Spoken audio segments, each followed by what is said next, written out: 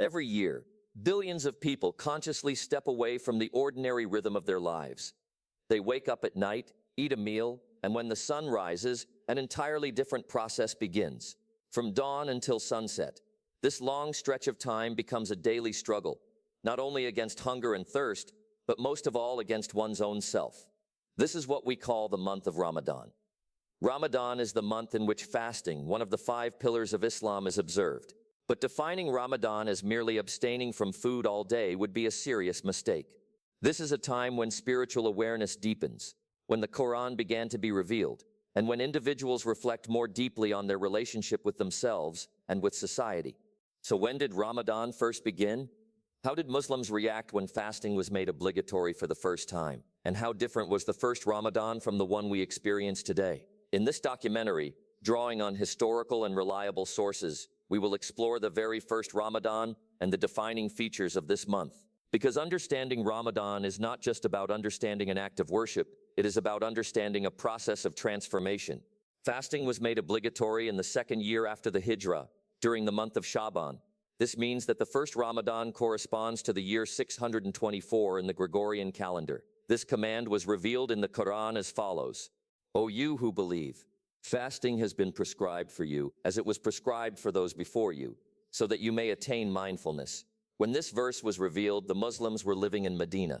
Even so, fasting was not an easy act of worship, especially in the early period. Long hours of hunger and thirst were not a common practice in Arab society, and going an entire day without food, especially without water in a desert climate, seemed almost unbearable. Despite this, the companions accepted the command without hesitation and began to fast. Historical reports show that this first Ramadan was both a new and a challenging experience for the Muslim community. Moreover, the rules surrounding fasting were initially different from what we know today. At first, if a person fell asleep after the night prayer, they were no longer allowed to eat or drink until the next evening. In other words, once someone slept at night, they lost the opportunity to eat before dawn. One of the Ansar, Qais ibn Surma, described this experience as follows: One day I was extremely tired.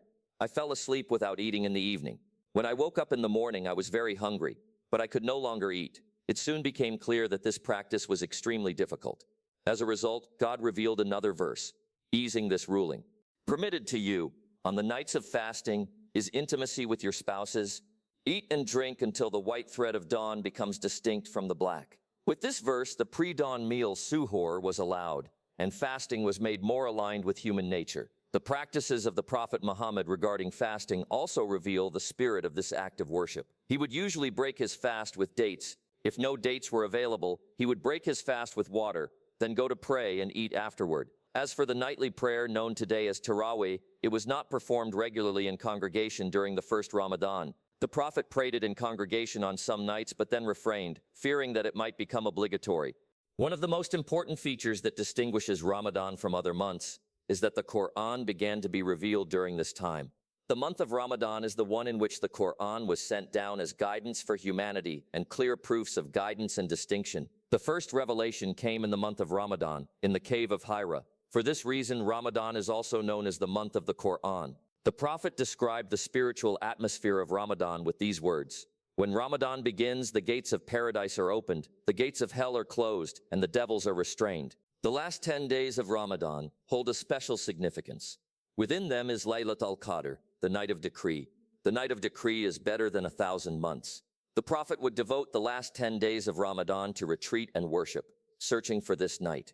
Its exact date is unknown, but believers are encouraged to seek it on the odd-numbered nights of the last 10 days.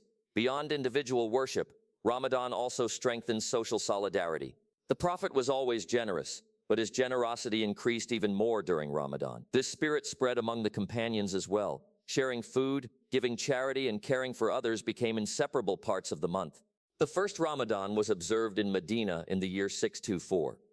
Since then, for nearly 1,400 years, Ramadan has remained not just a time of worship for Muslims, but an opportunity for renewal. Ramadan teaches patience, self-control, and awareness. It reminds people of the value of what they have and the condition of those who have less. The Prophet summarized the essence of Ramadan with these words: Whoever fasts Ramadan with faith and seeking reward, their past sins will be forgiven. This Ramadan does not have to be just another one. Perhaps it can be a moment of reflection and a new beginning for all of us. If you found this documentary helpful, don't forget to like the video, subscribe to the channel, and share it. You can also share your thoughts with us in the comments. See you in the next video. As-salāmu ʿalaykum.